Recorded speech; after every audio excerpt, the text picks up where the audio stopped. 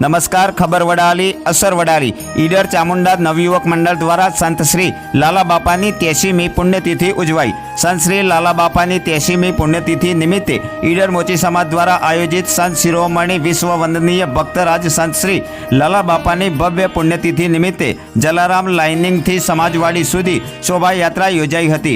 मुख्य दाता तरीके जलाराम लाइनिंग वर्कर्स भीखाभाई छगनभाई चौहाणनो अमूल्य फाळो रह्यो हतो। ईडर चामुंडा नवयुवक मंडल द्वारा मोची समाज द्वारा आयोजित कार्यक्रम में संत श्री लाला बापानी शोभायात्रा सत्यनारायणनी कथा तेमज संतों सामयु करवामां आव्युं हतुं।